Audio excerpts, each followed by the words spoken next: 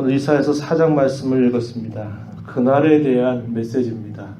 그날이라고 말할 때는 메시아의 오심과 관계된 날이다 라는 것을 꼭 기억하면서 우리가 말씀을 보는데요. 두 가지 면이 있습니다. 하나는 그날에 모든 죄인들, 행악자들에 대한 하나님의 심판이 있게 되고, 또 한편으로는 하나님의 백성들을 향하여서는 위로와 소망과 구원, 그것이 주어지게 된다. 이 두 가지의 서로 대립되는 메시지가 이 그날이라고 하는 말씀을 통해서 제시가 되고 있습니다. 오늘 우리가 읽은 1절 말씀의 내용에 그날에 이렇게 시작하죠. 메시아의 오심과 관계된 날입니다. 하나님이 정하신 특별한 날, 이렇게 표현했는데 그날에 어떤 일이 있을 것인가 우리가 앞에서 쭉 읽어왔는데요. 앞에서 내용과 이어지는 말씀인데 1절 말씀에 보면 그날에 7 여자가 한 남자를 붙잡고 말하기를 우리가 우리 떡을 먹으며 우리 옷을 입으리니 다만 당신의 이름으로 우리를 부르게 하여 우리가 수치를 면하게 하라. 이렇게 이야기하게 되겠다. 이렇게 말합니다.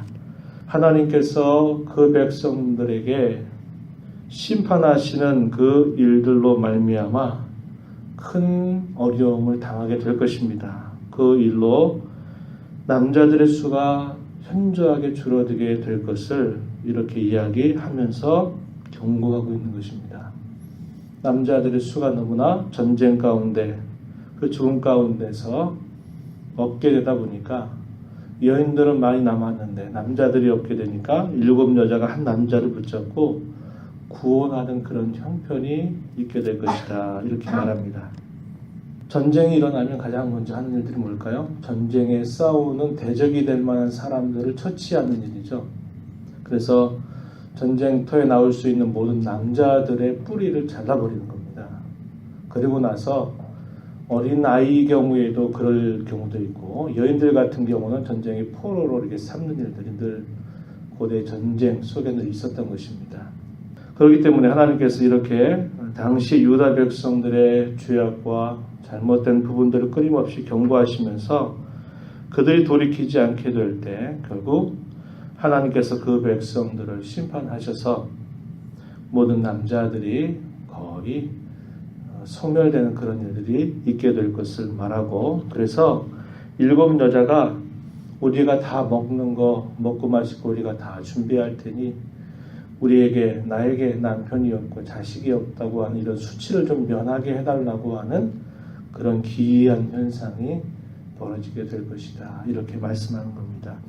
이 내용들은 실제적으로 어떻게 성취가 됐나요? 유다 백성들이 587년 바벨론의 군사들에 의해서 포위를 당하게 되면서 약 1년 6개월 정도 예루살렘을 포위하는 일로 인하여서 결국 유다 백성들이 망하게 되고 포로로 끌려가게 되고 많은 남자들이 죽임을 당하게 되는 그런 일들을 통하여서 실제적으로 성취가 되었던 것 우리가 기억하고 있는 그런 내용입니다.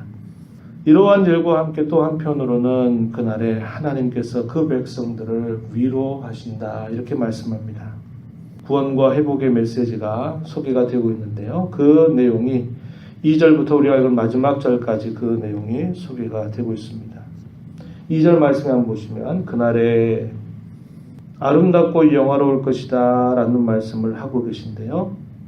무엇이 아름다운가? 여호와의 싹이 아름답고 영화로울 것이다 이렇게 말씀합니다. 여호와의 싹, 이것은 하나님께서요 보내신 메시아, 약속하신 메시아를 이렇게 표현하는 것입니다. 아무런 소망이 없어 보이고 다 없어져 버린 그 황폐한 그 땅에 여호와께서 심으시는 새로운 생명의 싹이 태어날 것이라는 거죠. 메시아를 표현하고 있는 그런 말씀입니다. 하나님이 구원자를 보내시는 그 일이 또 그를 통해서 이루실 그 일들이 아름답고 영화로울 것이다 이렇게 말씀합니다. 하나님께서 이루실 구원의 놀라운 일들이 이와 같이 아름답고 영화로운 일이 될 것이다 이렇게 말씀하는 내용입니다. 그리고 그 땅에 솟아는 이스라엘의 피난한 자를 위하여 영화롭고 아름다울 것이다. 그 땅의 소산, 황폐한 그 땅에 다시 생명의 기운이 움터서 일어나게 될 그 모든 일들, 그 땅의 소산, 그것은 이스라엘의 피난한 자, 징계와 심판과 고통, 그런 아픔들 속에서 하나님을 찾고 하나님을 바라보고 의지하는 자들, 이렇게 표현한 말일 것입니다. 그들을 위하여 영화롭고 아름다울 것이다. 이렇게 예언하고 있음을 볼 수 있습니다. 또 어떤 일이 있을 것인가? 3절 말씀을 보면은 거룩하다 칭함을 얻게 될 것이다 라고 말씀하십니다. 2절, 3절 끝자락에 보면 거룩하다 칭함을 얻게 될 것이다 이렇게 표현하죠. 언제요? 그날에 이렇게 표현하고 있습니다. 어떠한 자들에게 이러한 놀라운 은총이 임할 것인가? 시온에 남아 있는 자, 예루살렘에 머물러 있는 자, 곧 예루살렘 안에 생존한 자 중 기록된 모든 사람, 고난과 징계와 어려움들 속에서 하나님을 진실하게 붙잡고 바라보고 자신들의 모든 죄와 허물들을 하나님 앞에 용서를 구하면서 주님을 바라보는 자, 그런 자를 두고 남아있는 자라고 표현하는 겁니다. 신실한 자들, 신실한 소수자들, 그러한 자들이 거룩하다 칭함을 얻게 될 것이다. 역시 이 일도 어떻게 가능할까요? 이 일에 대한 근거, 왜 그들을 거룩하다 칭함이 이루어질 것인가? 4절 이하에 보면은 그 이유 근거를 설명합니다. 4절에 이는 주께서 심판하는 영과 소멸하는 영으로 시온의 딸들의 더러움을 씻기신다. 예루살렘의 피를 그 중에서 정결하게 하실 때가 되기 때문이다. 중요한 표현이 뭘까요? 시온의 딸들의 더러움을 씻기신다. 3장의 후반에 보게 되면 시온의 딸들에 대한 묘사가 등장하고 있죠. 3장 16절 이하에 어제 읽었던 말씀 가운데 시온의 딸들이 교만해서 이렇게 할 것이다 쭉 이야기가 나오고 있는데요. 시온의 딸들의 더러움을 씻기신다 이렇게 말했고, 예루살렘의 피에 대한 이 메시지는 우리가 이사야서 1장에 보게 되면 이런 표현을 했습니다. 1장 15절 가서 보면은 이런 말씀을 하셨어요. 너희가 손을 펼 때에 내가 내 눈을 너희에게서 가리고 너희가 많이 기도할지라도 내가 듣지 아니하리니 이는 너희의 손의 피가 가득함이니라. 손의 피가 가득하다, 이게 무슨 말일까요? 하나님 앞에 죄를 범하는 행실을 그치지 않고 그들이 형식적으로 제사하지만 그들의 삶은 여전히 악을 행하는 자들로 있는, 불의한 일을 행하는 자들, 이러한 것을 두고 손에 피가 가득하다 이렇게 표현을 했는데, 여기서 뭐라고 말합니까? 예루살렘의 피를 그 중에서 청결하게 하실 때가 되었다 이렇게 말씀을 하십니다. 거룩하다라고 하는 칭함, 의롭다 함이라고 하는 이 칭함은 반드시 더러움이 제거되지 않고 청결해지지 않고는 이런 칭함을 받을 수가 없는 것입니다.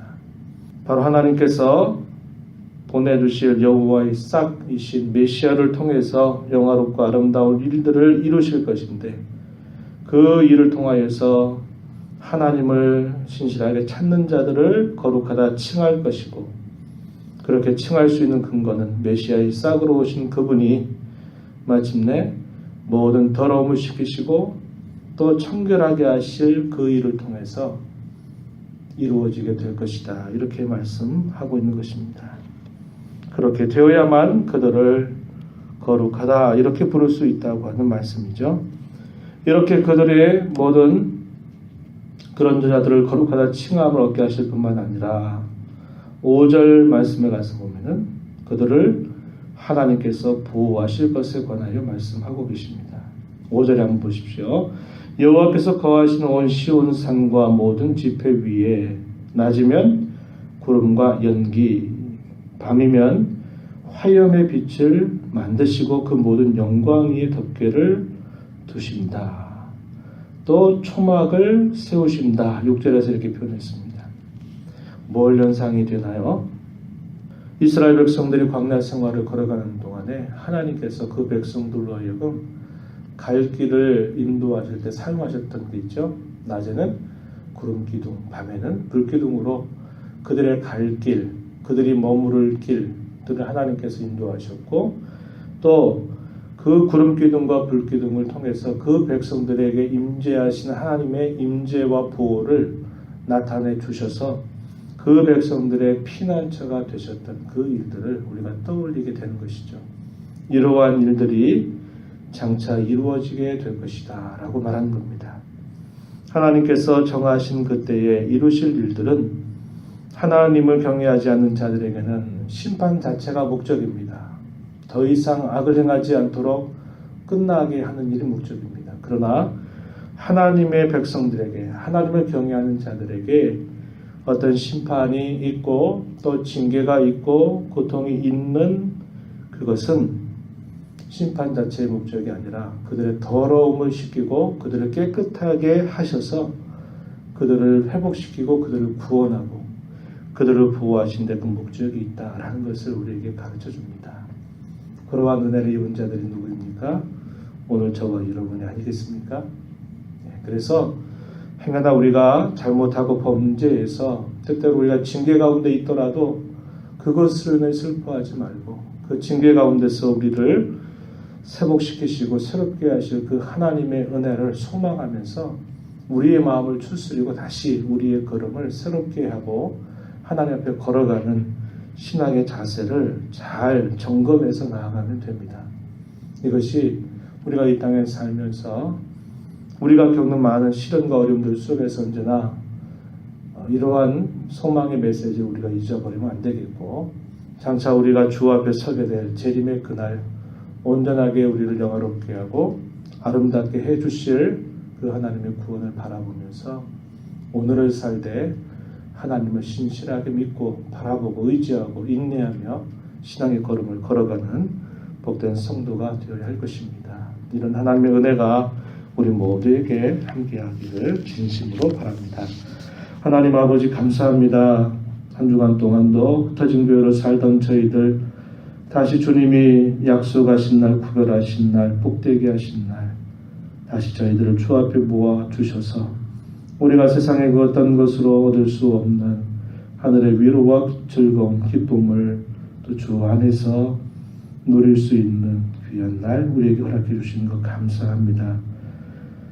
여호와의 싹으로 말미암아 메시아를 통해서 하나님께서 우리 모든 더러움을 씻으시고 정결하게 하신 그 하나님의 은혜를 오늘도 다시 한번 우리 마음속에 되뇌이며 구원의 은혜를 새롭게 하시고 우리가 이 땅에 사는 동안 여호와 하나님 앞에 늘 하나님을 바라보고 의지하며 신실하게 섬기는 자가 되기를 다시 한번 다짐하며 주 앞에 서는 저희 모두가 되게 하여 주시옵소서.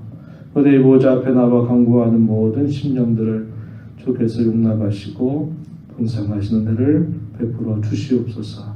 귀하신 예수님의 이름으로 기도하옵나이다. 아멘.